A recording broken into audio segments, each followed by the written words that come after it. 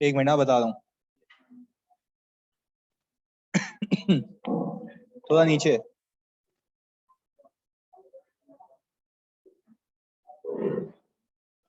बस बस बस, बिल्कुल सही है, बिल्कुल सही है।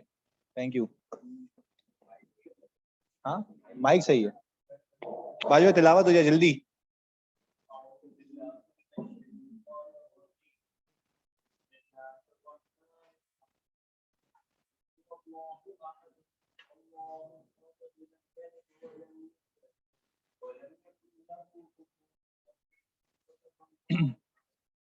बिस्मिल्लाहिर्रहमानिर्रहीम। हाँ जी, मैंने आप लोगों को एक चीज रीड करने के लिए दी थी। हाँ जी, उम्मीद है कि आपने देख लिया होगा उसको। मैंने आपको, जिसके पास ये बुक मैसर नहीं थी, मैंने फिर भी उसको वो बुक का हिस्सा काट के उतना ही दे दिया था जितना बनता है। हाँ जी, पूछूं किसी से एक एक करके, या जिसने रीड किया उसका कोई सवाल? हाँ भाई, दो कंपोनेंट्स बाकी थे पूरी रिपोर्ट के, डेट और एड्रेस। बस ये दो चीजें बाकी थी। हाँ जी, ऑनलाइन वालों, एनी क्वेश्चन आप जो मुझसे पूछना चाहें? जी। मैं कैसे ऐड करूंगा यार, एडमिन वाला? मैं एडमिन तो हूं, but I don't have that rights. Segregation of duties है। क्या तो उसको बोल देना, वो कब तक अभी एडमिन में बैठे हुए तो हैं, दुनिया करा के जा रही है। हाँ बोलो। जी जी बिल्कुल, वजाहत उसकी प्लेसमेंट सीखेंगे। ऑडिटर एड्रेस वाली हेडिंग अभी वो बस बतानी है मैंने। चलिए जी, इधर सुने। देखिए भाई, हमने पूरे कंपोनेंट्स किए, मैं खाली एक एक करके उसको हल्का फुल्का जिक्र कर लेता हूँ। मुझे सिर्फ आप एक ही बात बताएं। हमने पूरे कंपोनेंट्स में सबसे पहले देखा था कि टाइटल आता है, एड्रेस ही आता है, opinion, basis for opinion, material uncertainty relating to going concern.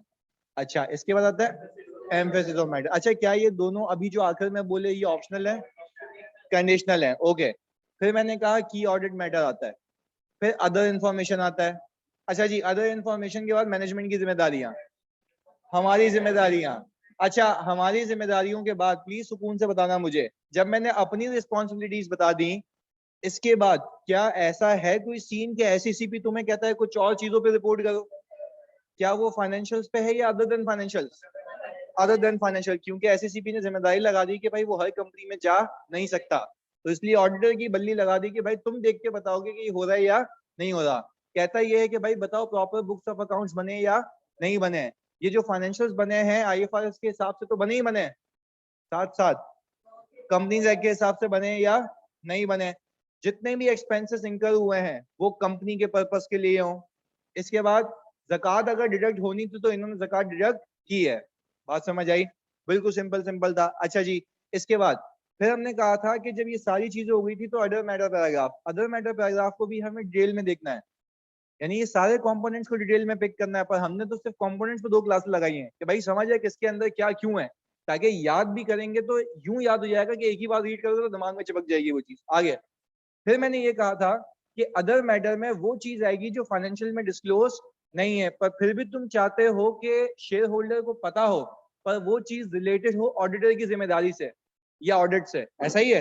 अच्छा, मैंने इसकी एग्जांपल दी थी, यहाँ पे तुम ये बता सकते हो कि पिछले साल का ऑडिट किसी और ने किया था, वन ऑफ द एग्जांपल थी, आगे और भी आएंगी, सही है। फिर मैंने कहा जब अदर मैटर अगर हुआ, क्या अदर मैटर भी कंडीशनल है? मैं वैसे ही एक मतलब एचबीएल में ही हमारा एक एसीसीए का मतलब वो ट्रेनी है, वो आखिरी पेपर दे रहा है, उसका ना एसीसीए का P7 होता है।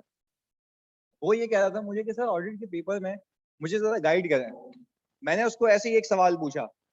मैंने उसको बोला कि यार मुझे एक बात बताओ, अगर सवाल में ये लिखा हुआ हो you have been appointed as a auditor of XYZ company, तो इससे क्या मतलब है? हम ऑडिटर हैं, ऐसा ही है, पर इसका मतलब ये है कि आप पहली बार ऑडिटर हैं।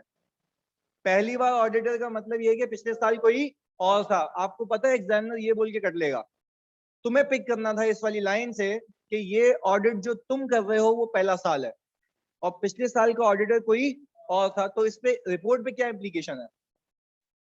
Other matter paragraph. कौन सा पैराग्राफ? अदर मैटर पैराग्राफ आएगा। क्या ये बात समझ आ रही है? तो देखो इतनी बारीकियां हैं वो हम साथ साथ सीखेंगे, पर वो तभी तुम कर सकते हो जब तक तुम लॉजिकली साउंड हो तभी अटेम्प्ट होगा, इसके अलावा अटेम्प्ट नहीं हो सकता। चलें जी, उस पर आ जाते हैं डेट पे। दो बातें कर लेते हैं आज। अच्छा जी, सबसे पहले तो डेट, सिग्नेचर तो हो गया था ना।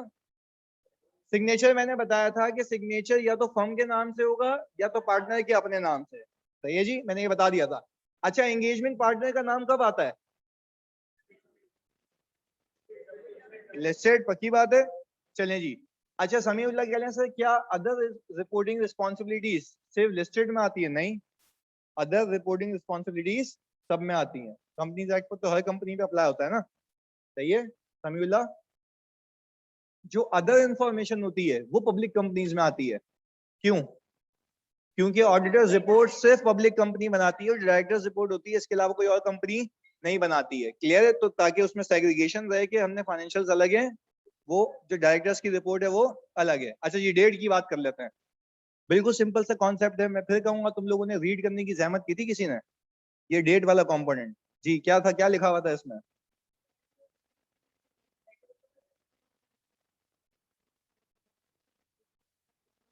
सही है भाई। देखो, ये तो मुझे भी पता है ना कि ऑडिट रिपोर्ट की डेट उससे पहले की हो ही नहीं सकती जब तक मैं सफिशिएंट एप्रोप्रिएट ऑडिट एविडेंस ना ले लूं, पहली चीज।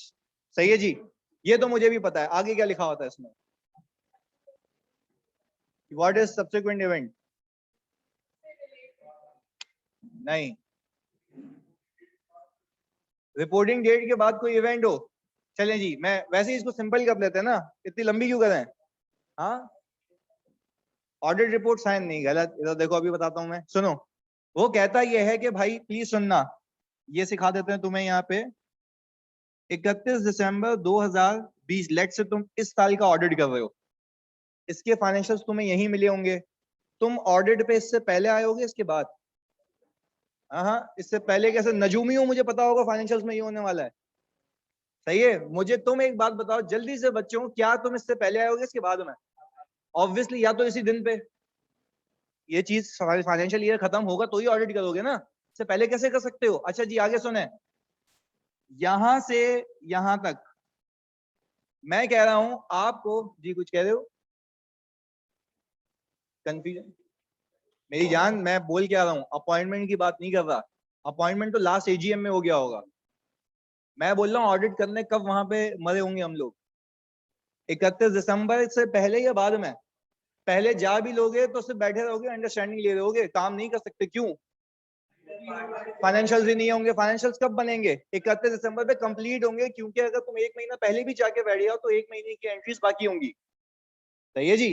अच्छा जी, सब्सिक्वेंट इवेंट मतलब वो इवेंट, चले जी अभी आगे देख लेते हैं। हम सबको नहीं पता क्या होता है, गलती हो गई थी, मैंने पूछ लिया था इधर। अच्छा, हमने किया ये कि भाई 31 दिसंबर है हमारा ईयर एंड। सही है जी। कोई बता सकता है कंपनीज है क्या कहता है कितने दिनों में फारिग करना है ऑडिट या एजीएम? 4 में 120 दिन। वेरी गुड जी भाई। हमारे पास क्या, कंपनी के पास 120 डेज है एजीएम के लिए। पर तुम एक दिमाग लगाओ, एजीएम का नोटिस 21 दिन पहले जाता है। बात समझ आ रही है? एजीएम का नोटिस तो 21 दिन पहले जाता है ना। तो तुम समझो तकरीबन एक महीना और कटा दो, अंदाजा एक महीना और कटा दो, कितने बचे? 3 महीने। अच्छा, आपको ऑडिट करना है 3 महीने में। सही है जी। तो जाहिर सी बात है, आप आखिर में मुंह पे आके तो नहीं बोलोगे कि भाई ये लो रिपोर्ट। आप तो पहले साइन करोगे, ऐसा ही है। आपको वो कहता है आप ऑडिट रिपोर्ट तब तक साइन नहीं करना। पहला तो तुम सबको पता है, किसी बच्चे को भी पता होगा, जब तक एविडेंस नहीं मिल जाए। बात समझ आती है? यानी वो कह रहा है पहली चीज आप क्या ऑब्टेन कर लें। सही है जी, sufficient appropriate audit evidence obtain करेंगे तब साइन करेंगे, ये तो लॉजिक भी कहती है। आगे, क्योंकि ऑडिट किया ही इसलिए था। दूसरी चीज, सब्सिक्वेंट इवेंट से भी पहले, बहुत पहले एक चीज सुनो। वो कहता है तब तक अपनी चिड़िया नहीं बिठाना उसके ऊपर जब तक बोर्ड ऑफ डायरेक्टर्स को अप्रूव नहीं कर लें। सर, बीओडी की अप्रूवल, अब ये क्यों है जरा मैं बता देता हूं। तुमने रिपोर्ट साइन करके दे दी, बाद में कोई भंड निकला, सही है, तो तुम क्या बोलोगे कि किसने फाइनेंशियल्स दिए थे? भाई मैनेजमेंट ने दिए थे। अच्छा, मैनेजमेंट के किसी डायरेक्टर का साइन ही नहीं है, तो वो बोलेगा भाई हमने तो ये वाले रखे हुए थे, वो लोग तो ये ऑडिट करके चले गए। भाई लॉजिकल, सुने सुने एक बात समझा रहा हूँ, ये क्यों है ये पता नहीं होता किसी को। ये रट्टा तो लगा लेगा कि भाई हाँ सही है भाई, बीओडी के साइन होने चाहिए। भाई क्यों होने चाहिए? इसके पीछे लॉजिक है। मैं तुम्हें बता रहा हूँ कि जिस फाइनेंशियल्स को तुमने ऑडिट किया है उसकी फिगर्स को लॉक करने के लिए उसके ऊपर क्या होने चाहिए? साइन, ताकि वो सब्सिक्वेंटली चेंज ना हो। तुम सोचो, अगर तुमने बोर्ड ऑफ डायरेक्टर्स के साइन नहीं लिए और तुमने ऐसे ही कागज के पलंदे पे अपनी रिपोर्ट दे दी अपने इनिशियल्स करके, तो मैं तुमसे एक बात पूछता हूँ, कल को कोई भंड पकड़ा गया तो वो पीछे से चेंज करेंगे, उसका प्रिंट निकालेंगे, बोलेंगे दादा हमने तो ये दिए थे, उन लोगों ने क्या ऑडिट किया हमें कोई नहीं पता। सबूत की बारी आएगी तो कौन फंसेगा? ऑडिटर। क्यों? भाई मैनेजमेंट ने तो उसके ऊपर साइन ही नहीं किया, दैट मींस कि मैनेजमेंट ने उसको असर्टेन ही नहीं किया, उसको भाई उसको ओके ही नहीं किया, तो तुमने कैसे ऑडिट कर दिया? क्या बात समझ आ रही है? यानी आपके फाइनेंशियल जब तक कौन साइन नहीं करे? Board of directors. इसलिए कंपनीज एक्ट में रिक्वायरमेंट भी है कि पब्लिक कंपनी के लिए अलग है, लिस्टेड कंपनी के लिए सीएफओ डायरेक्टर साइन करते हैं। साइन करने की वजह क्या होती है? कि वो इसको अफर्म कर रहे हैं कि ये हमारे बनाए हुए फाइनेंशियल से जो हमने किसको दिए थे? ऑडिटर्स को, और ऑडिटर ने इसी को ही ऑडिट किया। क्या बात समझ आई? यानी आप तब तक ऑडिट रिपोर्ट नहीं साइन कर सकते जब तक किसके साइन हो? बोर्ड ऑफ डायरेक्टर्स के। बात समझ आई? चलें जी, इसके बाद कहते हैं तीसरी चीज, वो बोलता है भाई इसको कंसिडर कर लेना, सब्सिक्वेंट इवेंट। ये क्या वाला है जरा देख लेते हैं। सर स्पेसिफिक इंडस्ट्री में कोई मसला आ जाए ऑडिट रिपोर्ट के टाइम जिसकी वजह से गोइंग कंसर्न इफेक्ट हो जाए, वो मैंने सिखाया ही नहीं है वकास। बिल्कुल फाइनेंशियल्स पे साइन होते हैं, सही है। वजाहत वकास मेरी जान, मैंने भी सिखाया ही नहीं है कि साइन करते वक्त कोई मसला आ जाए, सही है। अभी बिल्कुल सुकून से इधर, मैंने क्योंकि गोइंग कंसर्न अब तक डिटेल में नहीं पढ़ाया, मैंने खाली कंपोनेंट सिखाए हैं आपको। आज वो टाइम शुरू होगा जब एक एक करके पिक करूंगा उसको मैं, सही है जी। इधर सब्सिक्वेंट इवेंट की बात कर लेते हैं।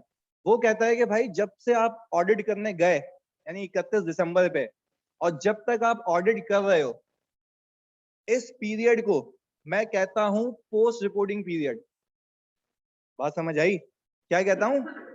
Post reporting period. Post reporting period का मतलब ये होता है ईयर एंड के बाद वाला हिस्सा, ईयर एंड के बाद वाला इसका। इसको मैं सब्सिक्वेंट इवेंट क्यों कहते हैं? सुनो, इसको सब्सिक्वेंट इवेंट इसलिए कहते हैं कि ये इवेंट सब्सिक्वेंटली हुआ हो ईयर एंड के बाद, बट तुम्हारी ऑडिट रिपोर्ट साइन करने से पहले या उस हद तक।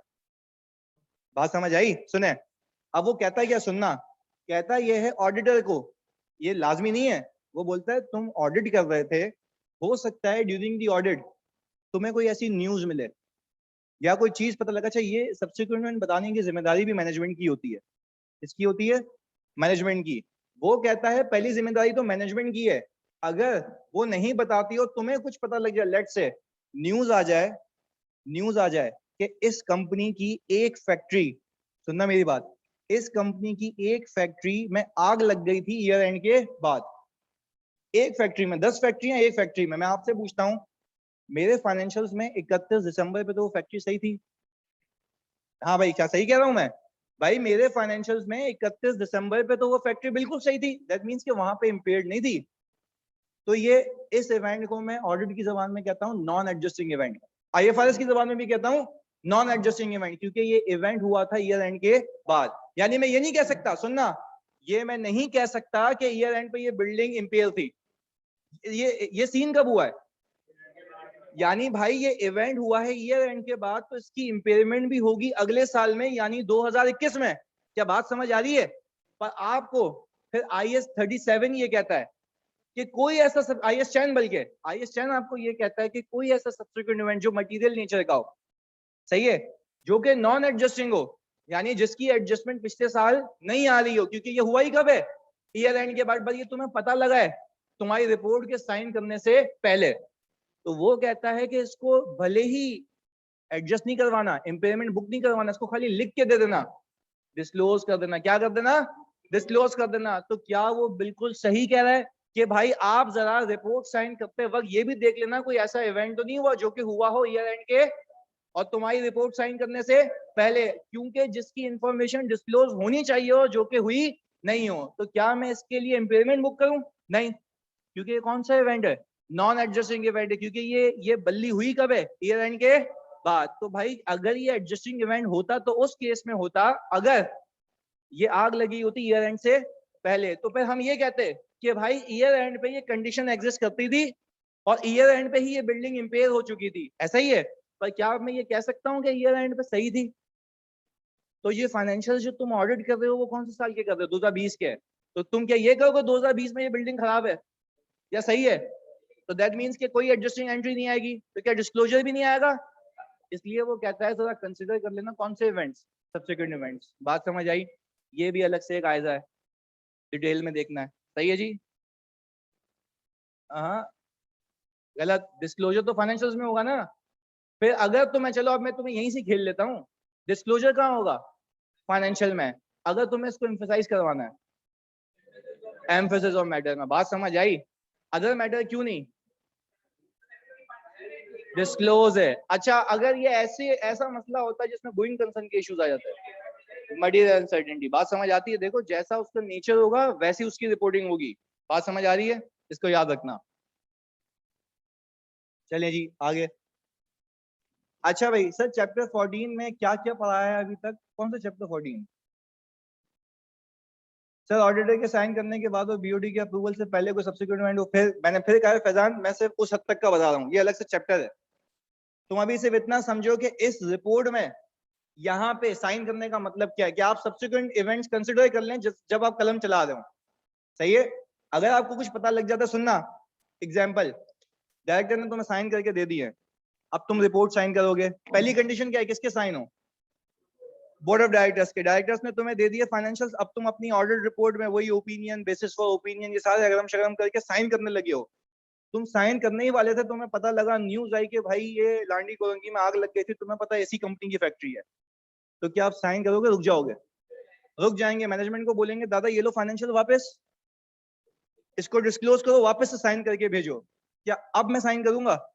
पर एक पैराग्राफ डालूंगा एम्फेसिस ऑफ मैटर का। बात समझ आई? यानी देखो ये पूरी कहानी ऑडिट की ऐसे चलती है। यानी वो यही कह रहा है कि भाई आप सारे इवेंट्स को कंसिडर कर लेना। क्या करता है वो? ऑडिट रिपोर्ट साइन करता है वक्त। अब अगर साइन हो जाए इसके बाद कुछ पता लगे तो क्या होगा? ये भी इसके अंदर की कहानी है। पर अभी हम बिल्कुल सिर्फ एलिमेंट्स को समझने के लिए, क्या यहाँ तक समझ आ रहा है कि मैं सब्सिक्वेंट इवेंट को कंसिडर करने की बात क्यों कर रहा हूँ?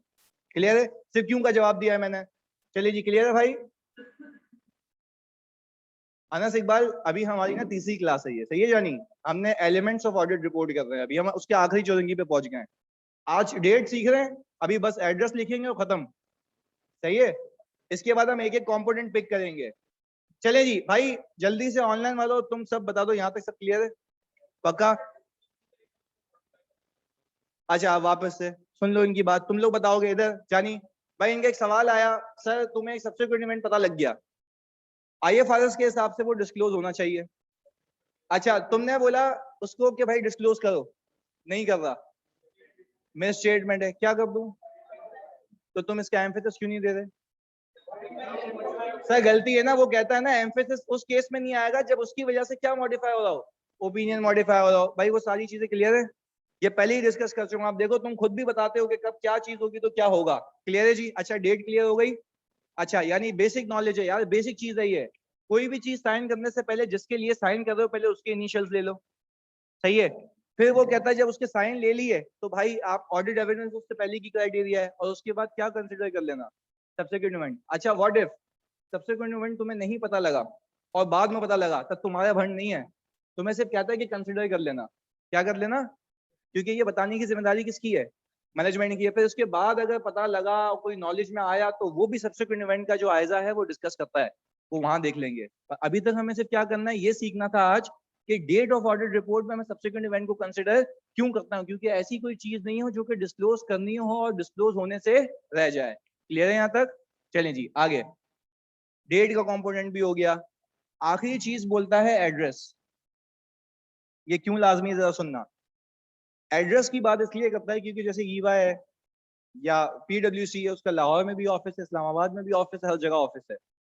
तो कौन से रीजन में, कौन सी सिटी में ये ऑडिट किया गया था, ये भी तो पता होना चाहिए। तो क्या मैं सिर्फ पीडब्ल्यूसी लिख दूं या उसका एड्रेस भी?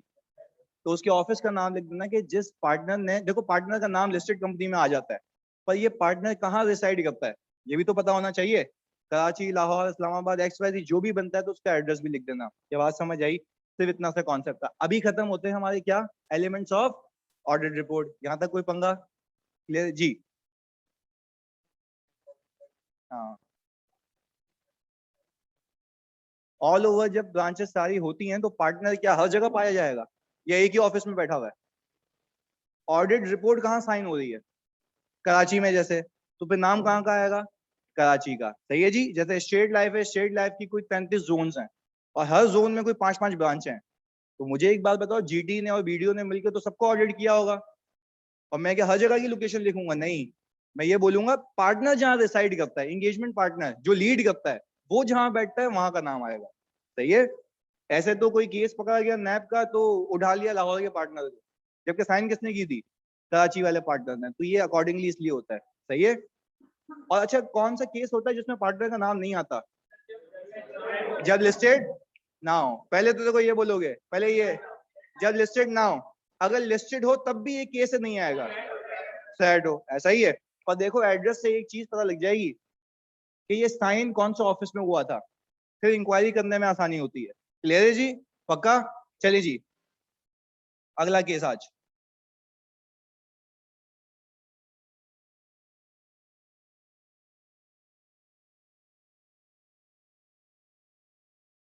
एक मिनट दीजिएगा भाई, जरा वो डाउनलोड कर लूंगा।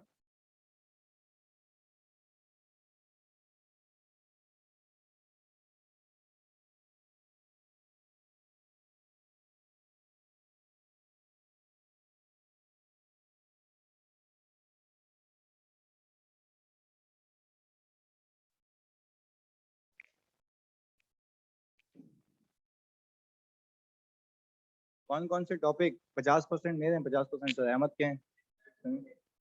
FAR 2 में सिर्फ मेरे हैं।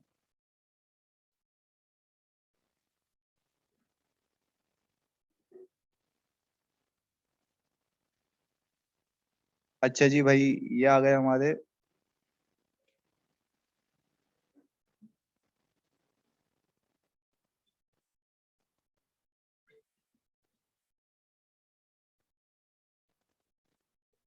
अच्छा भाई, समर 2017 का सवाल।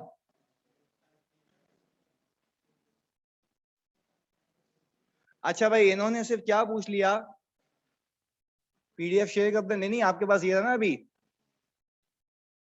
इधर देखें भाई, अगर ये आपको सिंपल सवाल पूछता कि list out the major elements of an unmodified auditor's report, जरा इसको फोकस करना। अनमॉडिफाइड, अनमॉडिफाइड ओपिनियन की बात कर रही है, ऑडिटर्स रिपोर्ट की? अच्छा, मैं जिससे पूछूंगा ना सिर्फ वही जवाब देगा। ऑनलाइन वालों, तुम जवाब दे सकते हो बस। पहला एलिमेंट बताओ। हाँ, जिससे पूछा है। इंडिपेंडेंस ऑडिटर रिपोर्ट को जब सवाल का जवाब दोगे तो बोलोगे क्या? टाइटल ऑफ रिपोर्ट, जिससे पूछा है। दूसरा बताओ। तो दर किससे पूछा है? जिससे पूछा है। एड्रेस, एड्रेस ही। अब मैं तुम्हें बताऊं, देखो सुनो, जब तुम लोग, मैंने से सीख लिया तुमने, मैंने बहुत डिटेल में पढ़ा एलिमेंट्स, तुम कंपेयर कर लेना किसी से, तुम्हें लग पता जाएगा कि इतना डिटेल में नहीं। तो 2 क्लासेस लगाई हैं, तीसरी चल रही थी आज। सुनो, तुमने लिखने में देखो, ये पता है फेलियर का रीजन क्या होता है? तुमने क्या बोला कि इंडिपेंडेंस ऑडिटर्स रिपोर्ट, तुम्हें नंबर नहीं देता, तुम बताओगे टाइटल आता है। क्या आता है?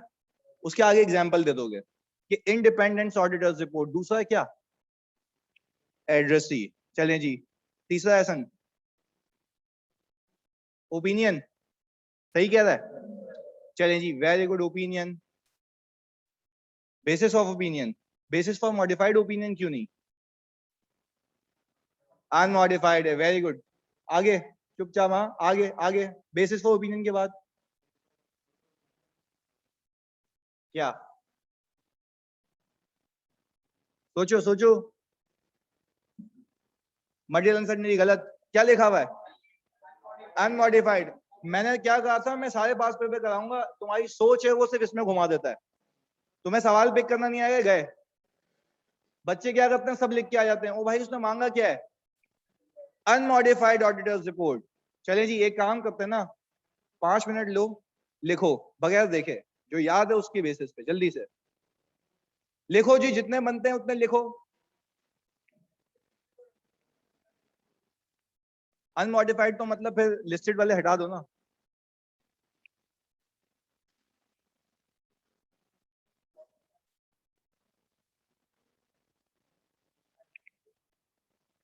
भाई यही तो बोल रहा है वो।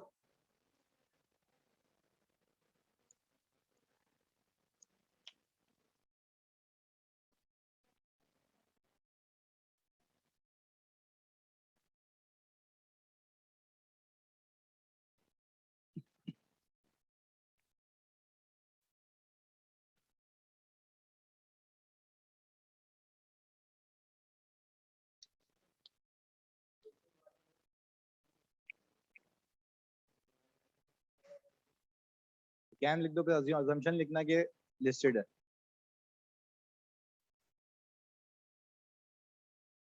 बिल्कुल सही है, अब्दुल्ला कह रहे हैं कि सर आईकैप की स्टडी डेस्क में लिस्टेड वाले भी एलिमेंट भी अनमॉडिफाइड में, बिल्कुल सही है। देखो लिस्टेड कंपनी में कैम तो आता ही आता है ना, वो तो कंपलसरी है, वो तो आएगा, बिल्कुल सही कह रहे हो।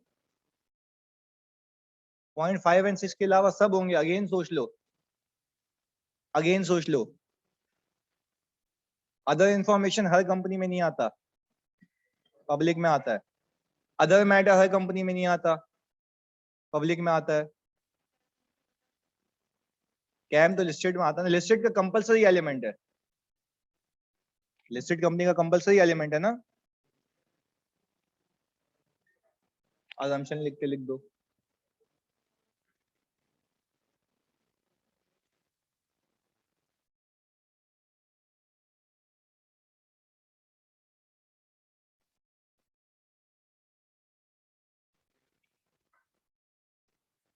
प्राइवेट कंपनी की नहीं बनती, बिल्कुल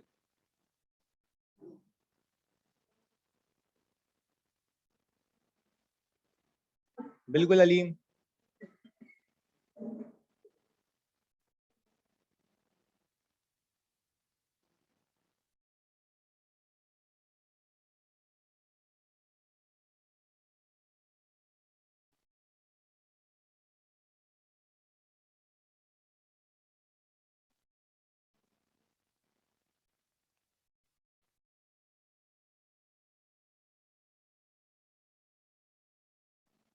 अब्दुल्ला, अगर आईकैप के स्टडी डेस्क में आपके एलिमेंट्स आ रहे हैं, उसके अंदर कैम है, सही है, तो फिर वो लिस्टेड कंपनी के साथ बता रहा है आपको। सही है अब्दुल्ला, तो फिर वो लिस्टेड कंपनीज के है ना, इंक्लूसिव ऑफ। और फिर उसमें एंगेजमेंट पार्टनर का नाम भी आ रहा होगा, ये भी देखना।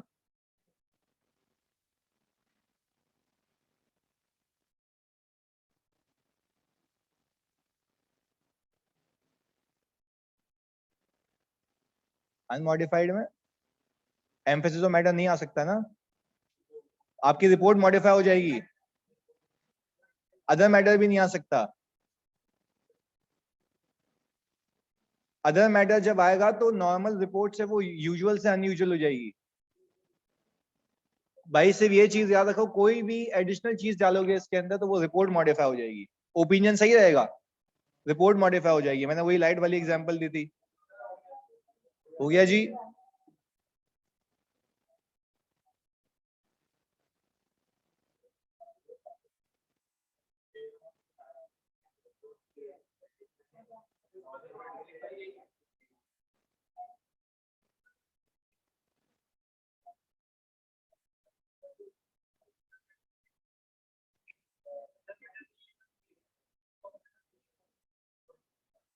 जानिए इधर देख लो, एक एक करके, इधर इधर इधर इधर सुने। सबसे पहला टाइटल ऑफ ऑडिट रिपोर्ट। तुम लोग लिखते ना, अगर इंडिपेंडेंट ऑडिटर रिपोर्ट तुम्हें नंबर नहीं मिलते, वो तुम्हें रिपोर्ट ड्राफ्ट करने को नहीं कह रहा, वो कह रहा है एलिमेंट्स बताओ। तो एलिमेंट्स जब तुम आयजा खुल के भी देखोगे तो उसमें भी लिखा हुआ है कि टाइटल ऑफ रिपोर्ट आता सबसे पहले। दूसरा क्या है, टिक लगाते हो, कितने लोगों ने ये दो तो सही लिखे होंगे। आगे आगे, इंडिपेंडेंट ऑडिटर रिपोर्ट, तुम रिपोर्ट का टाइटल बता रहे हो, उसको तुम ये बताओ कि सबसे पहले आता टाइटल है। देखो ये भी फेलियर का सबसे बड़ा, ज्यादा बातें नहीं, ये भी सबसे बड़ा फेलियर का रीजन है, we don't know how to write and what to write. जैसे इसने शुरू में कहा कि भाई इंडिपेंडेंस ऑडिटर रिपोर्ट आएगा, मैं बोलता हूँ भाई ये क्यों लिख रहे हो, वो बोल रहा है बताओ क्या क्या एलिमेंट्स होते हैं। उसने तुम्हें ये नहीं कहा कि रिपोर्ट ड्राफ्ट करके दो। क्लियर है। तो ऐसे ड्राफ्टिंग में हम हर चीज कवर करेंगे, जो जो गलतियां हो सकती हैं, मैक्सिमम पॉसिबल जो ब्लंडर्स लगते हैं वो देखेंगे। चलें जी, चौथा, बेसिस फॉर ओपिनियन। अगर ये बेसिस फॉर मॉडिफाइड ओपिनियन आता ना तो आपकी ओपिनियन भी मॉडिफाई हो जाता, रिपोर्ट भी मॉडिफाई हो जाती। बात समझ आ रही है? चलिए जी, सर क्या कैम से भी रिपोर्ट अभी दिखता भी बता रहा हूँ, एक मिनट देखो इधर। की ऑडिट मैटर, आगे क्या लिखा है मैंने, ये मैंने जानबूझ के इसलिए लिखा है इसके अंदर क्योंकि लॉजिक है इसके पीछे, क्योंकि लिस्टेड कंपनीज में ये कंपलसरी होता है, तो इसके आने से रिपोर्ट मॉडिफाई नहीं होती है क्योंकि ये उसका ही पार्ट है। क्या बात समझ आई? आगे अदर इंफॉर्मेशन, फिर इसके आगे हमें लिखना था इन case of public companies, in case of public company, क्योंकि पब्लिक कंपनी के केस में ये लाजमी आती है क्योंकि ये ऑप्शनल नहीं है। आगे responsibilities of management for financial statements, responsibilities of auditor for audit of financial statements. अच्छा, किसी ने ये भी लिख दिया ना कि responsibility of management auditor responsibility, तब भी सेम है, तब भी कोई मसला नहीं है, तब भी बिल्कुल सही है, तुम अपना आइडिया कन्वे करके आओ इधर। अदर रिपोर्टिंग रिस्पॉन्सिबिलिटी लाजमी है, अरे लाजमी है, ये तो बिल्कुल, ये तो उसका एम्बेडेड पार्ट है क्योंकि एसईसीबी ने आपको कहा है। बस अच्छा, ये अगर किसी बाहर मुल्क में रिपोर्ट दे रहे होगे तो ये नहीं आएगा अदर रिपोर्टिंग रिस्पॉन्सिबिलिटीज। हम तो क्योंकि पाकिस्तान में ऑडिट कर रहे हैं तो पाकिस्तान में जो गवर्निंग बॉडी है वो एसईसीपी है, तो एसईसीपी ने अगर बल्ली लगाई है तो हम दिखाते हैं, बाहर मुल्कों में अगर उनकी कोई होगी तो आएगी। मैं फिर कह रहा हूँ, हर कंपनी की एसईसीपी को कौन, किस किस कंपनी को गवर्न करता है? हर कंपनी को। चलिए जी आगे, ऑडिटर का signature and name, name in case of what, listed companies. Very good. Date of auditor's report, ये भी पता है कब तक की, और क्या लिखा हुआ है, कोई ऐसा बंदा जिसने 12 के 12 लिखे हो। Very good. क्या नहीं लिखा था, खैर है, पर आप समझ आ गया। देखो यार, ये बेसिक चीजें हैं जो पता होनी चाहिए। अब देखो बिला वजह 4 नंबर का सवाल आया, इसमें भी ब्लंडर मार के आया तो गए ना नंबर यार, ये फ्री के नंबर है जी। अदर मैटर में फिर पूछता हूँ, कब आता है? जब एक वजह हो, और वो वजह क्या होती है कि प्रीवियस ईयर का कोई ऑडिटर कोई और, तो ये कंपलसरी नहीं है, कंडीशनल है। मटीरियल अनसर्टेनिटी कंडीशनल है, दूसरा एम्फेसिस ऑफ मैटर, तीसरा अदर मैटर। बात समझ आई? चलें जी, यानी जिसने 10 भी लिखे हैं तो उसको 3 मार्क्स मिल जाएंगे आराम से, एक ही नंबर कटेगा जी।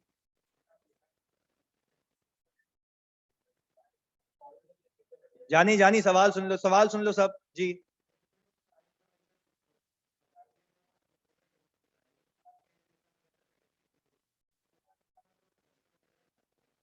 तो वो तो बोल दिया ना मैंने। देखो गलत, दो बातों को मिक्स कर रहे हो मेरी जान, मेरी जान, दो बातों को मिक्स कर रहे हो। मैंने ये कहा कि जब वो साइन कर रहा था ऑडिट रिपोर्ट तो उसको पता लगा कि एक फैक्ट्री जल गई थी, जो कि उसको बाद में पता लगा है। दो पॉसिबिलिटीज होंगी। अब मैं मैनेजमेंट को कहूंगा ये लो वापस फाइनेंशियल्स, इसको अमेंड करो और वो चीज डिस्क्लोज करके वापस साइन करके दो। अब मैं दूंगा एम्फेसिस ऑफ मैटर, क्यों? क्योंकि मैं एम्फेसाइज करवाना चाहूंगा एक मसला। तो इस केस में मेरी रिपोर्ट मॉडिफाई हो जाएगी, ओपिनियन मॉडिफाई नहीं होगा। दूसरा केस, साइन करने के लिए रिपोर्ट आई मेरे पास, फाइनेंशियल्स पड़े हुए हैं, मुझे पता लगा कि एक फैक्ट्री में आग लग गई है, मैंने मैनेजमेंट को कहा फाइनेंशियल्स को अमेंड करो, डिस्क्लोज करो, नहीं कर रहा। अब एम्फेसाइज नहीं करूंगा, ओपिनियन को मॉडिफाई कर दूंगा, और ओपिनियन जब मॉडिफाई होगा तो अल्टीमेटली रिपोर्ट भी क्या हो जाएगी, मॉडिफाई हो जाएगी। अब तुम्हारा इसमें सवाल क्या है ये पूछो, तुम क्यों कंफ्यूज हो? तुम अपना सवाल पूछो ना। कौन सी इंफॉर्मेशन? ये सारी इंफॉर्मेशन को होगी ना, कौन सी इंफॉर्मेशन? हो गई, चलो हो गई, ऑडिट हो गया, आगे। मैं फिर कह रहा हूं, तुम दो बातों को मिक्स कर रहे हो ना, एक सब्सिक्वेंट इवेंट का मंजन अलग है। एक चीज 31 दिसंबर तक उसने सारी चीजें दे दी, सब आईएफआरएस के हिसाब से हुआ हुआ है, क्यों मैं रिपोर्ट को मॉडिफाई करूंगा, क्यों ओपिनियन को छेड़ूंगा? तुम पूछना क्या चाह रहे हो?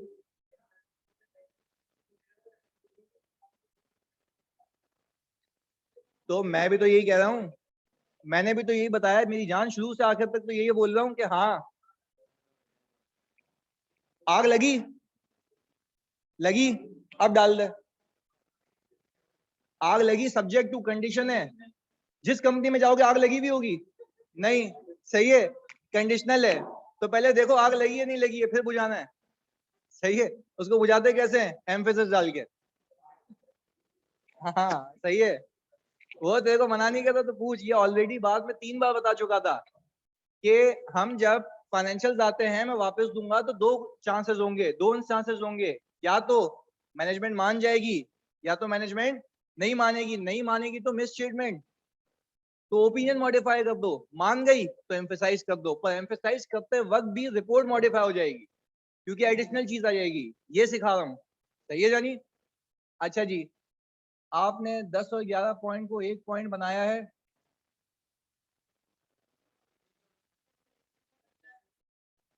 ऑडिटर सिग्नेचर नेम, हाँ तुम 13 कर देना, इसको कोई मसला नहीं है, सही है। अच्छा भाई,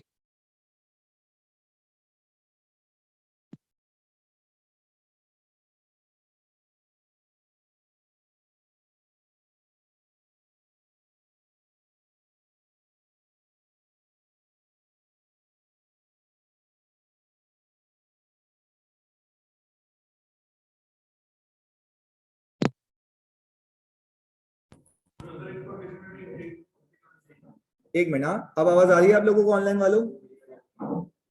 सही है जी, ओके जी। आप कुछ पूछ रहे हैं? इन केस ऑफ पब्लिक कंपनीज मैंने पढ़ाते हुए बोला था बिल्कुल आना चाहिए जी। और कोई सवाल जानी? अदर रिपोर्टिंग रिस्पॉन्सिबिलिटीज में मैं लास्ट क्लास में बता चुका हूं, अदर रिपोर्टिंग रिस्पॉन्सिबिलिटीज में कि ये कंपनी ने बुक्स ऑफ रिकॉर्ड्स मेंटेन किए थे कंपनीज एक्ट के हिसाब से, वो वाली सारी चीजें, सही है। और ये लाजमी है क्योंकि एससीसीपी हर एक कंपनी को गवर्न करता है। क्लियर है? अच्छा भाई, अगर इसको मैं सम अप करूं तो क्या आपको ये बात समझ आती है कि कंडीशनल सिर्फ 3 है? पहला, emphasis of matter, going concern, other matter. याद रहेगी बात?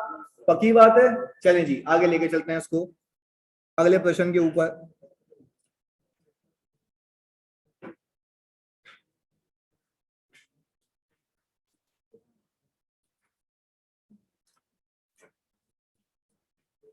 हाँ भाई, डेट एक ऐसा एलिमेंट है ऑडिट रिपोर्ट पे जो कि अहम किरदार अदा करता है।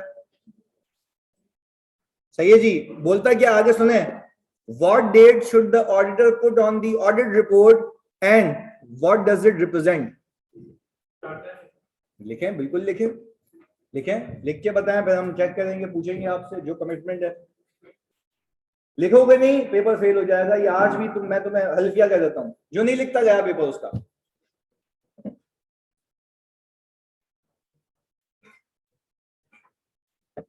बाकी ये हमारे रिसर्चर वाले भाई अच्छे से बता सकते हैं कि ना लिखना कितनी बार भी तुम्हें, देखो खाली एलिमेंट्स में मैंने तुम्हें बता दिया गलती हो सकती है, तो ये लिखें आप। आपकी ही जिम्मेदारी है कि आप बोलें भाई चेक करो, सवाल करो मुझसे, जितने भी कंफ्यूजन से क्लियर करो।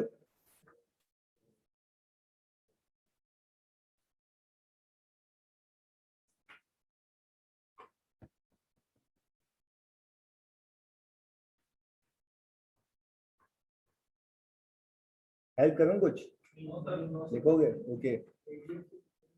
ये आप ये 21 दिन पहले वाली कहानी तो मैंने अपनी तरफ से बताई थी ना समझाने के लिए। ऐसा क्या कहता है, ये लिखना है आपको।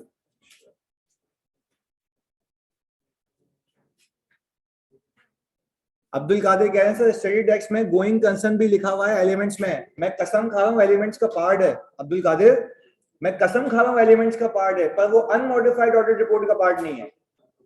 सही है अब्दुल कादिर जी? वैन एप्लीकेबल यही है ना? यही तो मैं वो कह रहा है कि एलिमेंट्स का पार्ट है। अब्दुल कादिर देखो, दो चीजों में क्लियर हो, अपने आप को कंफ्यूज नहीं करना। एलिमेंट्स का पार्ट होना एक अलग बात है, अनमॉडिफाइड रिपोर्ट में आना एक अलग बात है।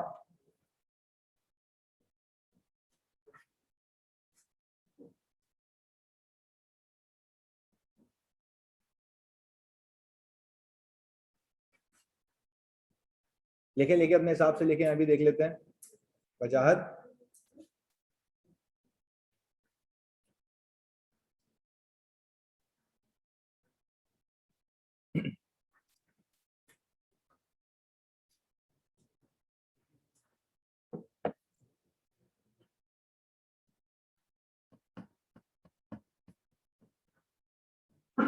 लिख लिया? सुनाए जी। The date should not be earlier than before obtaining audit evidence on which the सही है, पहली चीज, पहली यहां तक तो ना सही लिखा है कि date should not be earlier than before obtaining audit evidence. बिल्कुल, वेरी गुड, बिल्कुल सही लिखा है यहां तक कि भाई डेट इससे पहले डल ही नहीं सकती है जब तक आप सफिशिएंट एप्रोप्रिएट ऑडिट एविडेंस ले लें। पहली बात तो बिल्कुल भाई ने सही लिखी है। अच्छा एक मिनट रुकिएगा, अब्दुल्ला कुछ कह रहे हैं। सर पर हेडिंग में element of unmodified audit report आ रहा है, पर गोइंग कंसर्न आ रहा है। जानी गलत होगा अब्दुल्ला, मेरी जान, मेरे पप्पू, गलत होगा। तुम यूं बोलो। हाँ क्या बोलो? नहीं नहीं, वो बोल रहा है एलिमेंट्स में आ रहा है। भाई यहाँ पे बच्चे ने, एक और ने भी स्टडी टेक्स्ट पढ़ी हुई है, हमने खुद आइजा से ये बुक बनाई है अपनी, और मतलब मैं कुछ 6 साल से ऑडिट कर रहा हूँ, मुझे पता है भाई हर कंपनी में गोइंग कंसर्न का मसला नहीं होता। भाई तुम सब बता दो, एलिमेंट्स का पार्ट है, पर क्या अनमॉडिफाइड का पार्ट है? नहीं है। वो अगर आएगा तो वो कंडीशन के ऊपर आएगा कि गोइंग कंसर्न का इशू होगा। सही है जानी? गलत है बुक में जानी, बिल्कुल गलत है, बिल्कुल गलत है। सही है, ओके। इधर पर आप आगे देखे, शायद उसके आगे लिखा होगा कि व्हेन एप्लीकेबल, ये देख लेना जरा एक नजर। सही है, और नहीं लिखा हुआ तो ये मिस प्रिंटिंग होगी, ये भी नहीं कहोगे गलत हो सकता है, मिस प्रिंटिंग भी हो सकती है, बस ये है। चलिए जी आगे बताएं।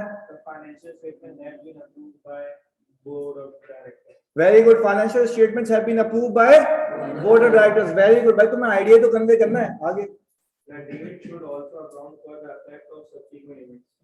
वेरी गुड यार, मतलब वाकई कसम से तालियां होनी चाहिए बाबू के लिए, सही लिखा है भाई। Date should account for the effect of subsequent events, यानी वो बोल रहा है कि भाई आप सारे इफेक्ट्स को कंसीडर कर लेना, कौन से? सब्सिक्वेंट इवेंट्स पे। वेरी गुड जी। हाँ भाई, और कोई जी?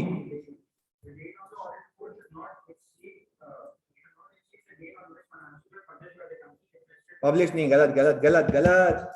पब्लिश तो बहुत बाद में होते हैं, ये बात याद रखना। देखो ये गलत गलत। देखो आपसे आइडिया क्या पूछा उसने, यही तो कह रहा हूं, जब हम कोई भी सब्जेक्ट लिखते हैं ना, लॉ में लॉ के जार्गन्स होते हैं, यहाँ पे यहाँ के जार्गन्स होंगे। आपको सिर्फ इतना देख, पब्लिश का मतलब क्या है पता है? कि बोर्ड ऑफ डायरेक्टर्स ने बीओडी मीटिंग की, बीओडी मीटिंग में फाइनेंशियल रिकमेंड किए जाते हैं किसको? शेयर होल्डर्स को। तो शेयर होल्डर की एजीएम होती है, फिर एजीएम में फाइनेंशियल्स क्या हो जाते हैं? ऑथराइज फॉर पब्लिकेशन हो जाते हैं। तो तुम तो मेरे ख्याल से 7 दिन 21 दिन बाद पहुंच गए हो। सही है, आपको क्या लिखना है कि आपके फाइनेंशियल स्टेटमेंट्स अप्रूव हो गए हो, इससे पहले सीक्वेंस बनाओ, सफिशिएंट एप्रोप्रिएट ऑडिट एविडेंस मिल गया। दूसरी चीज क्या आएगी? बोर्ड ऑफ डायरेक्टर्स और ऑडिटर ने क्या कंसीडर कर लिया? Auditor has considered all the impacts of subsequent event till the date of audit report. और कोई बताएगा जी? The date is an important element of audit report. Auditors should put the date on audit report after the date of approval of letters from BOD. It represents following: auditor has obtained sufficient appropriate audit evidence. BOD has approved financial statement. Auditor has taken every subsequent event into account if any. Very good यार, very good, बिल्कुल बेहतरीन यार। देखो ऐसे लिखना है। हाँ जी रोहित, तुम कुछ सवाल और इसका जो पार्ट है, व्हाट डज इट रिप्रेजेंट? तो इसमें यही रिप्रेजेंट कर रहा है ना कि मैंने सारे, जो ये पूछने क्या चाह रहा है कि सारे सब्सिक्वेंट इवेंट्स को कंसीडर कर लिया, और इस दिन तक के ऑडिट में। बिल्कुल सही है जी। अब देख लें इसका सोल्यूशन जानी। Okay ji,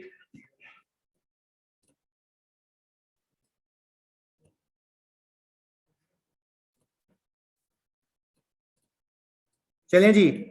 The date of audit report should not be earlier than the date on which the auditor obtains sufficient appropriate audit evidence। मैं तुम्हें बताऊं, मैंने क्यों तुम्हें रीड करने को कहा था, क्योंकि उसमें भी अंग्रेजी ऐसी ही लिखी हुई है। तुम जो उसको ड्राफ्टिंग दोगे, जो आएगा की वर्डिंग है, वो तुम्हें एक्यूरेट मार्क्स देगा। और ये रट्टा लगाना नहीं होता, तुम जब उसको रीड करोगे वो वर्डिंग तुम्हारे दिमाग में चिपक जाती है। 3 बार रीड करोगे दिमाग में चिपक जाएगी। और मैं तुम्हें हल्फिया कह रहा हूँ, तो तुम्हारे पास जो रिप्रोडक्शन के लिए चीजें वर्ड्स होंगे वो भी यही होंगे। तो देखो, अगर तुम्हें देखो, अगर मैं अपनी अंग्रेजी लिखता हूं तो उसका मतलब वही होना चाहिए। जैसे इन्होंने भी या उन्होंने भी हल्का सा उसको चेंज किया है, इसने ये तो नहीं लिखा था not earlier than the date of, इन्होंने बात तो वही की ना। जो जैसे इन्होंने कहा, देखो अच्छी बात है, उन्होंने डिस्कस भी किया मुझसे, वरना हो सकता है यही चीज वो कहां प्रोड्यूस करके आते पेपर में।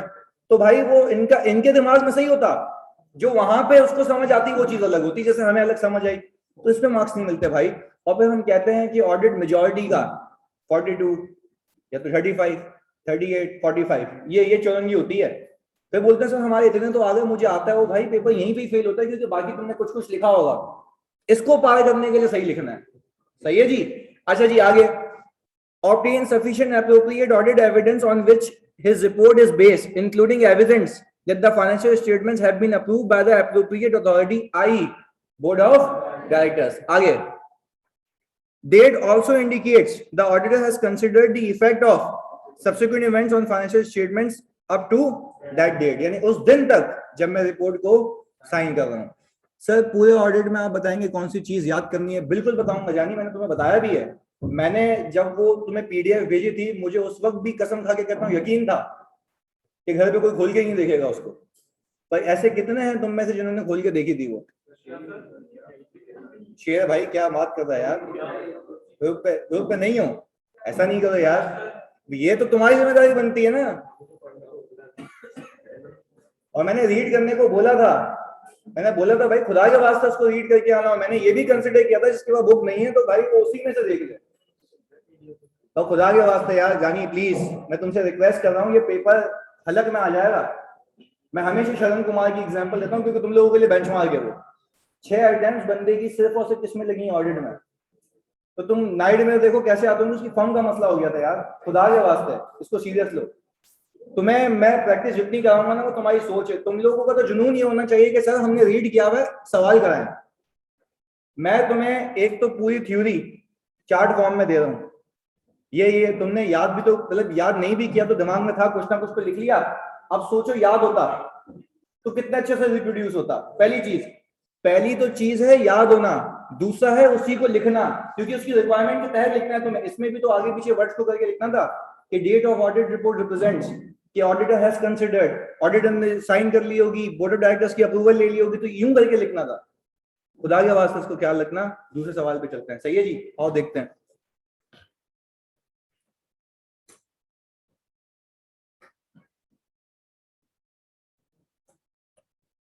यहां फंसोगे तुम लोग इंशाल्लाह।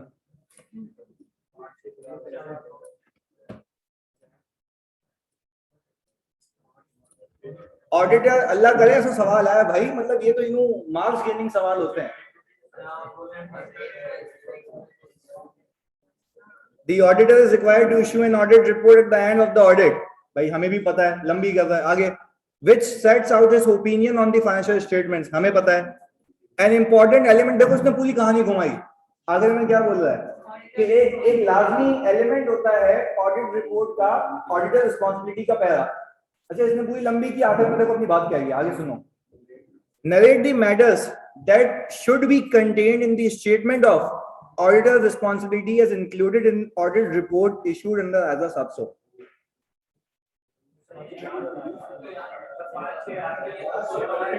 एक मिनट, अपने हिसाब से लिख के नहीं लेते, जितनी भी नॉलेज है लिखो जल्दी, 200 की स्पीड।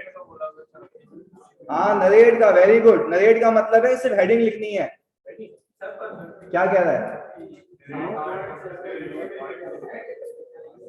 जिस बंदे ने लंबी की ना इस सवाल में, उसका टाइम भी गया, सब गया, पेपर भी गया। उसने बोला क्या है? narrate the matters that should be contained in the statement of auditor responsibility included in audit report issued under ISA 700।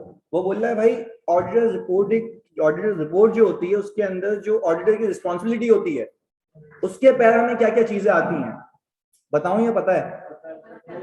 चलो हल्का फुल्का पता है तो लिखो जी। नरेट में मतलब ये है कि भाई वो बोलता है कि आप नाम लिख के दे, नरेट का भी वही मतलब है दोनों। अगर वो बोलता है ना एक्सप्लेन, फिर नाम लिखते आगे बताते भी, सेम।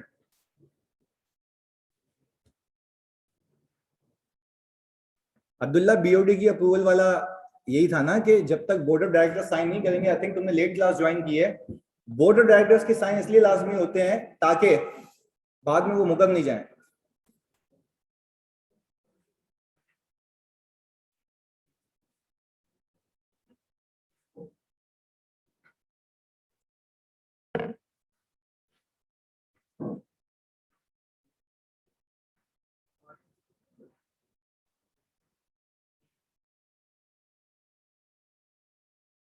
ये साइन होते किससे हैं? मैं किसके साइन की बात कर रहा हूँ भाई अब्दुल्ला?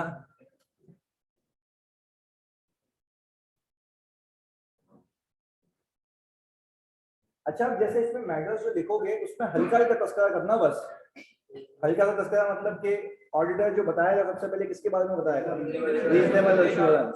तो बता दो व्हाट इज रीजनेबल एश्योरेंस, ऐसे बस बिल्कुल लिखें।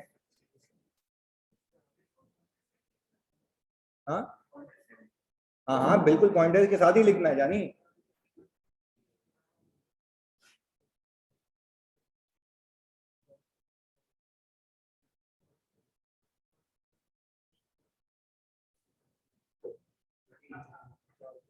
क्या साइन किस टाइम होते हैं अब्दुल्ला?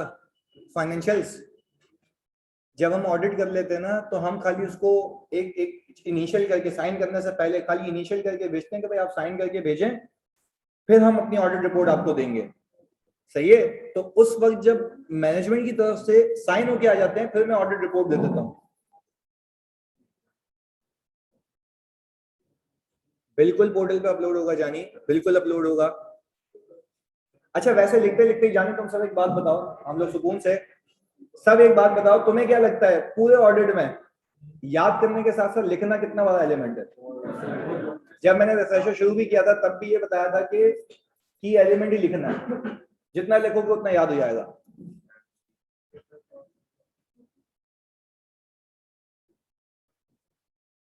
अच्छा अब देखें, वकास अहमद खान ने एक बात पूछी है, सर डिविडेंड का अप्रूवल शेयर होल्डर एजीएम में करते हैं तभी तो ये नॉन एडजस्टिंग इवेंट होता है। भाई शेयर होल्डर वकास जब अप्रूव करते हैं डिविडेंड तभी तो ये अगले साल में अकाउंट फॉर होता है, इसलिए तो हम क्या कहते हैं इसको, नॉन एडजस्टिंग इवेंट। सही है वकास, समझ आई बात?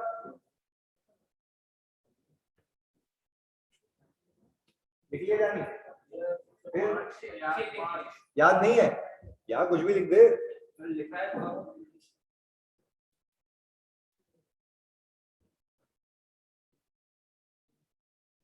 बिल्कुल ऐसा ही है अलमीन, बिल्कुल ऐसा ही है, ना लिख के बंदा फेल हो जाता है, बिल्कुल ऐसा ही है, जितना भी याद कर लो।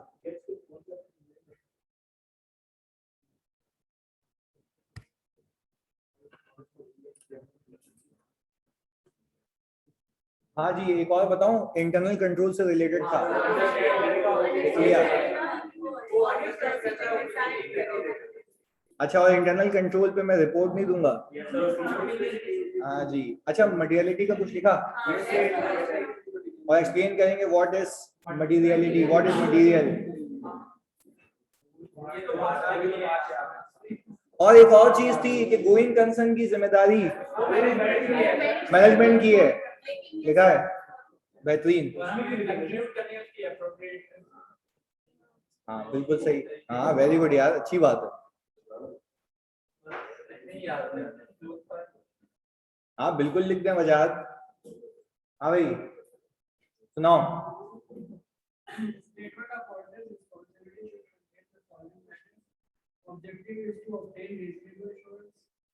वेरी गुड, आगे। वेरी गुड यार, दो बिल्कुल तुमने लिख दिया, मतलब बेहतरीन, आगे। वेरी गुड, वेरी गुड यार, आगे।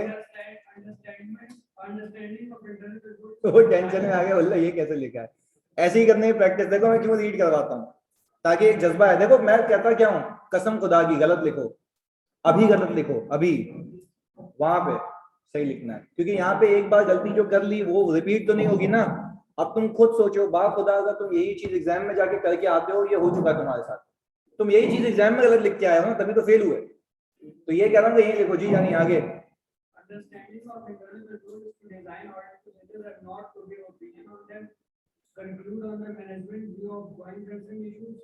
असेसमेंट, ये इश्यूज गलत हो जाता, असेसमेंट। ओके जी आगे।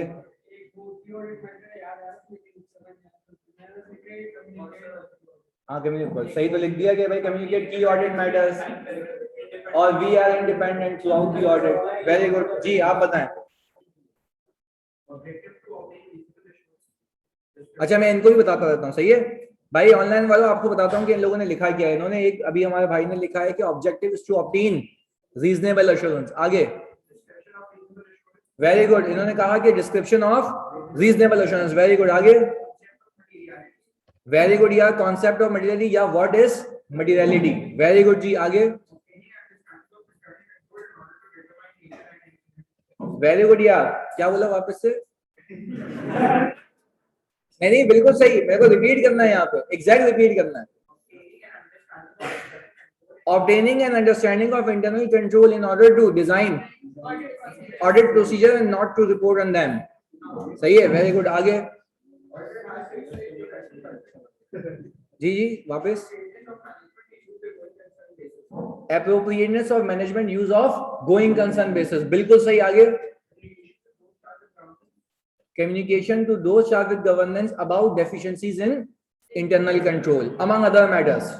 याद आ रहा है? among other matters. देखो तुम, मैं खुद भी तुम्हें बताऊं, तुम लिखते ना वैसे ही तुम्हें याद हो जाए, तो ये खाली एक नजर घुमाना भी है जी. आगे among other matters about deficiencies in internal control, यानी हमने उसमें लिखा था कि बाकी सारे मसलों के साथ साथ अगर हमारी नजर में कोई इंटरनल कंट्रोल की डेफिशिएंसी आई तो वो भी हम आप तक पहुंचाएंगे. क्लियर है? और हम उस पर रिपोर्ट नहीं करेंगे. आगे statement of compliance about what? That we have complied with the code of ethics. Very good जी. भाई क्या बात समझ आई? चले जी, कोई आप में से बताना चाहेगा? और या यही लिखा है? यही लिखा है जी. अच्छा जी, प्लीज आगे. अच्छा, मैं दोनों के आंसर साथ शेयर करता हूं जरा इधर.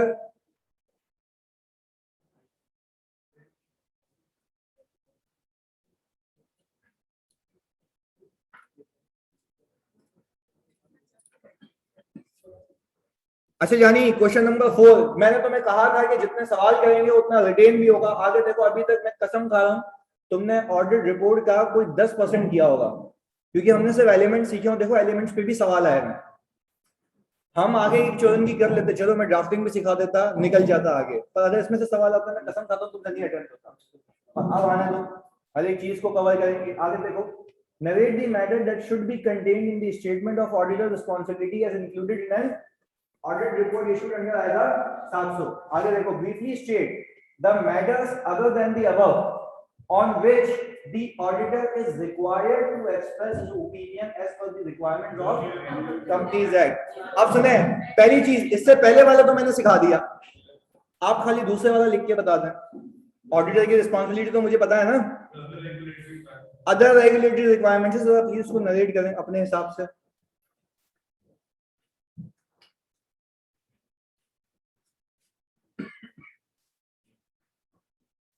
इस सवाल में कितनी रिक्वायरमेंट्स हैं? 2. पहली वाली नहीं लिखना आपने, पहली वाली हमें आती है, अभी हमने लिखी है. अब ये तो गेम है ना इसका. अच्छा, अब 4 नंबर का है, दैट मींस कि उसको और कंसाइज कर देना. बिल्कुल बिल्कुल बिल्कुल कंसाइज. अब यही एक गेम है लिखने का.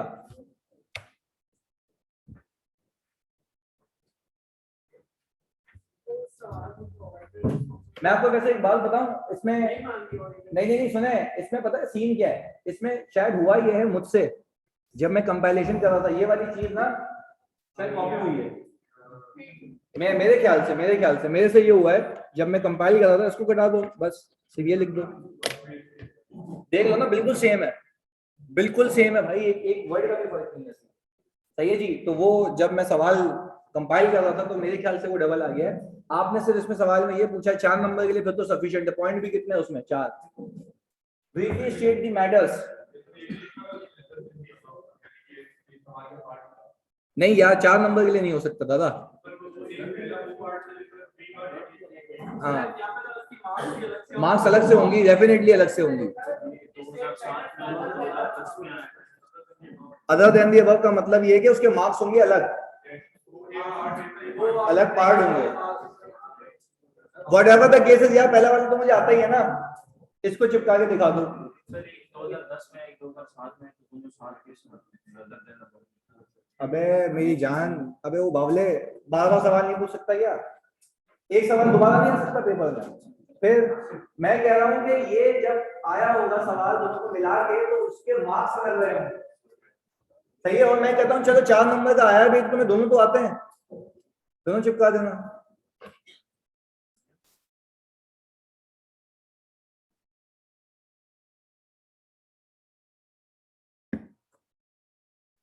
अच्छा भाई, हमाद शेख ने लिखा है whether investments made guarantees extended are for the purpose of company. बिल्कुल सही है. अच्छा जी, zakat deductible and paid at source under zakat and ushur ordinance. बिल्कुल सही है. Proper books of accounts are kept under Companies Act. नहीं, as per Companies Act, as per the requirements of.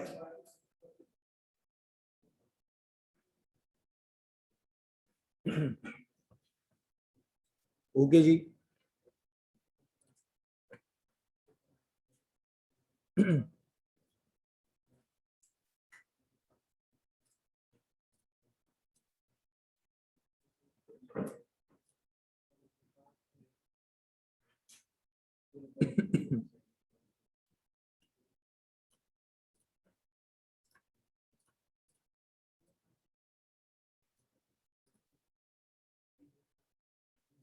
हाँ जी, ये देख लें एक नजर उसको। In Pakistan, statutory auditor reports on the following other regulatory and legal requirements. अच्छा जी, whether proper books of accounts have been kept as required by Companies Act, मतलब देखो तुमने वैसे भी याद किया हुआ था ये कि भाई proper books of accounts maintain करने चाहिए किसके हिसाब से, कंपनीज एक्ट के हिसाब से। इसके बाद whether financial statements are drawn up in conformity with the Companies Act and are in agreement with the books of accounts and return। यानी बोलता क्या है सुनना, जो रिकॉर्ड्स मेंटेन किए गए थे फाइनेंशियल उसके तहत बने हुए, ऐसा तो नहीं है फिक्स एसेट रजिस्टर के अंदर जो पीपी है 100 का आ रहा है अपने फाइनेंशियल्स में 80 का दिखाया हुआ है। तो ये कंपनीज एक्ट की रिक्वायरमेंट है कि उसके हिसाब से आप रिपोर्ट करेंगे। और दूसरा क्या है कि जो फॉर्मेट है वो भी किससे कंप्लाई करता है, कंपनीज एक्ट से। आगे कैसे हो रहा है, पहले वाले में बुक्स ऑफ अकाउंट्स बने हुए, फिक्स एसेट रजिस्टर की बात कर रहा है, फिर बोल रहा है क्या उसी फिक्स एसेट रजिस्टर के बिना पे क्या आपके फाइनेंशियल्स बने हुए, और जो उसका फॉर्मेट है जो कंपनीज एक्ट ने कहा है डिस्क्लोजर डालने के वो डले नहीं डले, दोनों अलग अलग बातें हैं। आगे whether investments made, expenditure incurred and guarantees extended during the year were for the purpose of the company's business, ये इन्होंने बताया था बिल्कुल। whether zakat deductible at source was deducted by the company and deposited in the central zakat fund। सही है जी। अच्छा जी, ये तो वो सवाल थे जो कि रिलेट करते थे किससे, एलिमेंट से। अच्छा जी, अब अगर मैनेजमेंट की रिस्पॉन्सिबिलिटी आएगी तो वही बच गया जो 3 है कि मैनेजमेंट की जिम्मेदारी है कि वो फाइनेंशियल्स बनाएगी, इंटरनल कंट्रोल्स लगाएगी और असेस करेगी कि गोइंग कंसर्न अजम्पशन वैलिड है या नहीं है। क्लियर है जी। अच्छा जी भाई, ऑनलाइन वालों इससे रिलेटेड कोई सवाल जल्दी से, हमने सिर्फ अभी सवाल किए हैं, नथिंग मोर देन दैट आज की क्लास में अभी। पर एक चीज अभी आगे के लिए,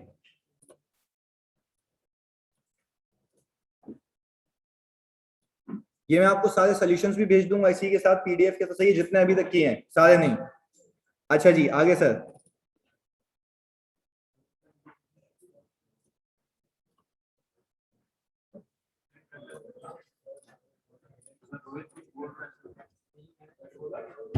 बिल्कुल बिल्कुल सबका आंसर शेयर कर दूंगा। अच्छा जी ऑनलाइन वालों प्लीज जरा फोकस करिएगा।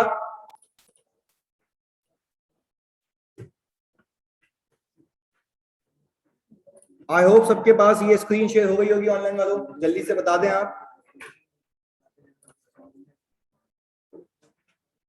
बिल्कुल कर देते हैं समीउल्लाह। अच्छा जी इधर देखें, एलिमेंट समझ गए। मैं तुम्हें बताऊं अभी तुम्हारी रिपोर्ट का सिर्फ 10% कवर हुआ है, सिर्फ और सिर्फ क्योंकि तुम लोगों ने एलिमेंट सीखे हैं अभी। यानी तुम्हें सिर्फ एक बेसिक आइडिया है कि रिपोर्ट होती किस तरीके की है, उसमें आता क्या क्या। अगर तुम मेरी पहली स्लाइड जाके देखोगे उस पे भी मैंने ये लिख के दिया था कि मैं सिर्फ इसमें ये सिखाऊंगा कि रिपोर्ट होती किस तरीके की है और उसमें आता क्या क्या है और कब कौन सी चीज होगी तो कौन सा एलिमेंट आएगा।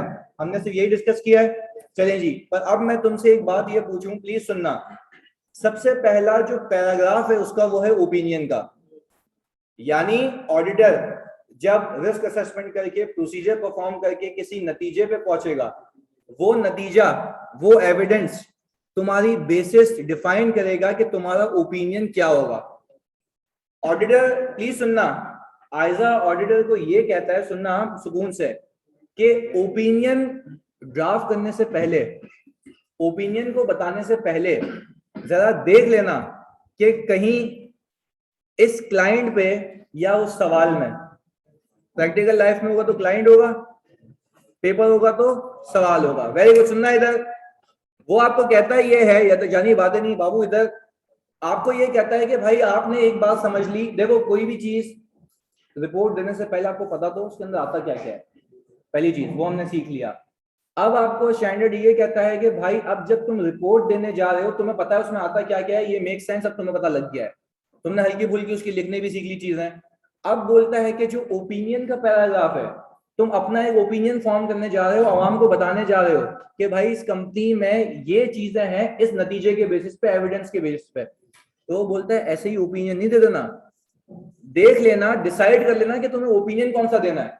अच्छा जी, पहले वो बोलता है before expressing an audit opinion, auditor decide करेगा 3 चीजें या तीनों में से कोई एक। सुनना, पहली चीज, मुझे जो ऑडिट एविडेंस मिला वो सब सही है, यानी सफिशिएंट एप्रोप्रिएट ऑडिट एविडेंस मिल गया और ऑडिट की जबान में कोई मटेरियल मिसस्टेटमेंट नहीं है।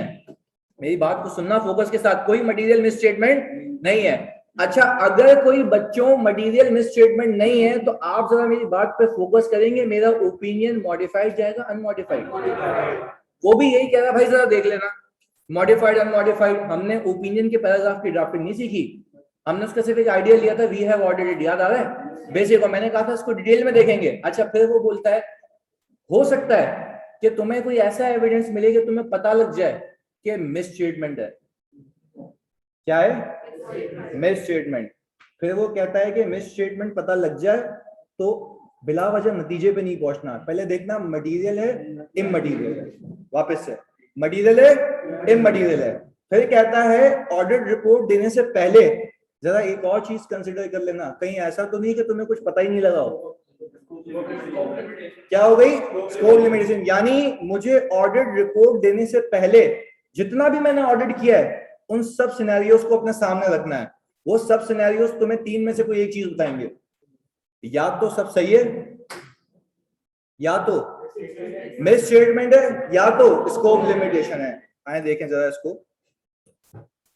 सर वो बोलता है देखो जरा, या तो मिस स्टेटमेंट है या तो अच्छा, और या तो जो बेसिक चीज है सब सही है। वेरी गुड जी, आगे देखें।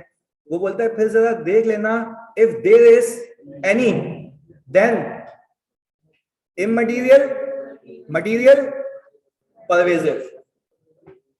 वापस से मैंने बोला कि भाई आप रिपोर्ट देने वाले एलिमेंट्स आते हैं तो क्या ऐसी रिपोर्ट दे दो? नहीं, आप देखेंगे ओपिनियन डिसाइड करने से पहले कि क्या आपको सब सही मिला, या मिस स्टेटमेंट मिली, या स्कोप लिमिटेशन मिली। अगर तो मिली, क्या वो इमटेरियल है, मटेरियल है, परवेजिव है। मेरा पढ़ाने का तरीका इस पूरे आयजा को या ऑडिट को ब्रेक करके, मैं आपसे अगर एक बात पूछूं, तुम्हें इसका मतलब नहीं पता, तुम्हें इसका भी मतलब नहीं पता, तुम्हें इसका और इन तीनों का मतलब नहीं पता। पहली चीज, मैं अगर खोल खाली के सामने रख दूं तुम्हारे रिपोर्ट, भाई अगर ऑडिट रिपोर्ट का सवाल आएगा ना, उसमें से 7 से 8 नंबर या पूरे 15 नंबर इसके होंगे ओपिनियन के, और वो तो बोनस है कि जो एलिमेंट्स आ जाएं, वो तो सीधे सीधे छापने हैं ना। असल गेम किसका है? इसका है। अच्छा जी, अब सुने, अगर मुझे ऑडिट रिपोर्ट का ओपिनियन तमीज से समझना है तो पहले मैं ये समझ लूं कि पूरे ऑडिट में मिस स्टेटमेंट क्या होती है। हाँ जी, समझना है? अच्छा जी, दूसरा, पूरे ऑडिट में ये समझ लूं कि स्कोप लिमिटेशन क्या होती है, क्योंकि अगर मिस स्टेटमेंट होगी तो अंग्रेजी कुछ और होगी, अगर स्कोप लिमिटेशन होगी तो अंग्रेजी कुछ और होगी। मैं तुम्हें इसलिए ये इतना एम्फेसाइज कर रहा हूं क्योंकि सवाल में या प्रैक्टिकल लाइफ में ये चीजें छुपी हुई होंगी। आपको स्टैंडर्ड ने स्टैंडर्ड लाइंस बता दी हैं, ये होगा तो ये लिखोगे, ये होगा तो ये लिखोगे। ये जो वो होगा की बात कर रहा हूं, वो कहता है या तो मिस स्टेटमेंट होगी या स्कोप लिमिटेशन, या तो सब सही होगा। जब सही होगा तो क्या लिखना है वो भी बताया हुआ है, जब मिस स्टेटमेंट होगी तो क्या लिखना है वो भी बताया हुआ है। आगे सुनो, जब स्कोप लिमिटेशन होगी तो क्या लिखना है वो भी बताया हुआ है। तो मैं तुमसे एक बात पूछ रहा हूं, तुमने सवाल रीड किया और तुमने मिस स्टेटमेंट को स्कोप लिमिटेशन बना दिया, या मिस स्टेटमेंट थी पर इमटेरियल थी, तो तुम तो फिर जो लिख के आओगे ना वो उसके हिसाब से लिख के आओगे जो तुमने डिसाइड किया है। ऊपर नाम क्या है? Deciding the type of audit opinion. मैं कहता हूं नंबर भी नहीं मिलेगा, रीजन है उसके पीछे, तुमने डिसाइड किया भाई। और प्रैक्टिकल लाइफ में भी तुम ही डिसाइड कर रहे हो, यहाँ पे भी तुम ही डिसाइड कर रहे हो। हालात और वाकयात को देख के जो तुम्हें सबूत मिला है कि ये बात समझ आई, वो तभी कहता है तुम्हें कि भाई तुम एक काम करना कि ऑडिट ओपिनियन डिसाइड करने से पहले देख लेना, या तो सब सही है या तो मिस स्टेटमेंट है। अच्छा, यानी सर अभी जो दिमाग की दही होगी ना, उससे पता है किसमें होगी? इतने सिनेरियोस कराऊंगा, तुम्हारी सोच है, हर सिनेरियो में तुम्हें एक पहचाननी है चीज, सही है या नहीं है वो। अच्छा, वो अंग्रेजी लिखी हुई होगी, वो हम सीख जाएंगे जितने सिनेरियोस करेंगे। देखो, तमीज तब आएगी जब जितना सॉल्व करेंगे। पहली चीज, या तो पूरे सिनेरियो में तुम्हें क्या मिल जाएगी? Miss statement. ओ भाई, इसके बाद देखो, पहला तो मसला क्या है? आइडेंटिफाई करो क्या मिस स्टेटमेंट है या नहीं है। अच्छा, इसके बाद एक और अलग चोरंगी शुरू होती है कि इमटेरियल है, मटेरियल है, परवेजिव है। तो भाई ये केसेस में आपको डिसाइड करना है ओपिनियन, और आपका ओपिनियन तब डिसाइड हो पाएगा जब आप ये चीजें डिसाइड कर लेंगे। बात समझ आ रही है? यानी अगर मैं वैसे ही अभी आज के क्लास में खाली एक उसकी एक झलक दिखाऊंगा कि हमें करना कैसे ये कवर, पर क्या तुम ये समझ रहे हो कि ओपिनियन समझने से पहले मुझे समझनी है मिस स्टेटमेंट। दूसरी चीज स्कोप लिमिटेशन। जब मैं ये समझ गया, अच्छा तो मुझे सब सही है, ये क्यों नहीं समझना? अबे वो तो है ही ना, वो तो है ही, उसको क्या समझ के करना है? जब दोनों समझ गए तो वो तो तीसरी चीज है। बात समझ आ रही है? आप जरा इधर देखें। अच्छा अगर मैं तुम्हें कह दूं ये बात कि तुमने मिस स्टेटमेंट और स्कोप लिमिटेशन समझ ली, चलो एग्री कर लेता हूं मैं, तो अगर मिस स्टेटमेंट और स्कोप लिमिटेशन तुम लोगों ने समझ ली, क्या वो काफी है? उसका इफेक्ट भी, क्योंकि उसका इफेक्ट डिटरमाइन करेगा तुम्हारा ओपिनियन क्या है। बात समझ आ रही है? क्योंकि अगर गलती है भी और इमटेरियल है तो हो सकता है इम्पैक्ट ना हो, क्योंकि मैंने बताया नहीं है। बात समझ आ रही है? अगर मटेरियल है तो फिर कौन सा इफेक्ट होगा वो भी मैंने बताया नहीं है, और परवेजिव हो, पहले तो ये भी नहीं बताया कि परवेजिव होता क्या है। सही है जी? खाली एक नजर दिखा रहा हूं कि होता क्या क्या इसके अंदर, देख लें खाली। वो बोलता है कि आपका ऑडिट ओपिनियन मॉडिफाई होता है दो वजह से, मिस स्टेटमेंट की वजह से। मैंने तुम्हें यही तो कहा कि पहले ये दो चीजें सीखनी है। आपका ओपिनियन मॉडिफाई कब नहीं होता? जब सही हो, सब ऐसा ही है भाई, जब सब क्या हो, सही हो, तो वो तो सीखना ही नहीं है ना। जब सब सही होगा तो उसकी तो बेंचमार्क इंग्लिश है, we have audited financial statements of XYZ company for the year ended XYZ, लिख तो दिया है वो तो पता है। सीखना क्या है? जब मॉडिफाइड ओपिनियन होगा। भाई मॉडिफाइड ओपिनियन की भी किस्में हैं, पर मैं सिर्फ एक बात कह रहा हूं, मॉडिफाइड ओपिनियन किसकी वजह से होगा? दो वजूहत से, मिस स्टेटमेंट, स्कोप लिमिटेशन। अच्छा जी, मैं आपको दूंगा बेंचमार्क एग्जांपल्स, वो ICW, ACCA, CA हर जगह की मिल मिला के हैं। किसी सवाल में वो देखो तो पिक कर लेना मिस स्टेटमेंट है। फिर मैं आपको बेंचमार्क एग्जांपल्स दूंगा पूरी एक जगह करके, उसकी एग्जांपल्स होंगी स्कोप लिमिटेशन की। किसी सवाल में देखो तो पिक कर लेना क्या है। अच्छा, आपको पहला बेंचमार्क तब पता लग जाएगा जब आप लेक्चर तमीज से सुनेंगे, और आपको लिखने की नीड नहीं है, दे दिया है मैंने लिख के, बुक में है, समरी में। सही है जी? ये जो चीजें हैं ये बुक में है, पर उसको समझना है, उसके ऊपर और चीजें लिखनी है अपनी अपनी राइटिंग में, अपनी लफाजी में। समझो एक बात, जब तुमने ये समझ लिया कि मिस स्टेटमेंट है, स्कोप लिमिटेशन है, उसके बाद फिर तुम्हें असेस करना है उसका इम्पैक्ट क्या है। इमटेरियल है, मटेरियल है, परवेजिव। तो मैक्सिमम जितने सिनेरियोज में मटेरियल बन सकता है वो भी सिखाऊंगा, जितने सिनेरियोज में स्कोप लिमिटेशन में इमटेरियल, मटेरियल या परवेजिव बन सकता है वो भी सिखाऊंगा। तो दैट मींस कि फिर तुम्हें सिर्फ दो चीजों में फर्क करना है, मिस स्टेटमेंट में, स्कोप लिमिटेशन में, मटेरियल में, इमटेरियल में और परवेजिव में। जब तुमने ये डिसाइड कर लिया, इसके बाद में तुम्हें सिखाऊंगा ड्राफ्टिंग। यानी अगर मैं तुम्हें डायरेक्टली सवाल पे ले आऊं लेट से, तो मैं दो सवाल तो तुम्हें करा दूंगा, सही है, तुम पास नहीं हो पाओगे, ये मैं तुम्हें गारंटी दे देता हूँ। रीजन समझ ही नहीं आएगा तुम्हें, तो सिर्फ वो समझ आएगा जो मैंने क्लास में दो सवाल कराए हैं। उसके बाद तो लग जाएंगे तुम्हारे, जब तुम पेपर में बैठोगे तुम बोलोगे भाई है क्या ये, आया क्या ये, समझ आ रही है बात? तो पहले क्या करें, समझें, लिखें, फिर क्या करें। और दोनों चीजें बता रहा हूँ, समझ लिया नहीं लिखा तब भी फेल, लिख लिया समझा नहीं तब भी फेल, तो क्या दोनों का ब्लैंड है ये? चलें जी, अगली क्लास के लिए रखते हैं मिस स्टेटमेंट और स्कोप लिमिटेशन। मिलते हैं अगली क्लास में।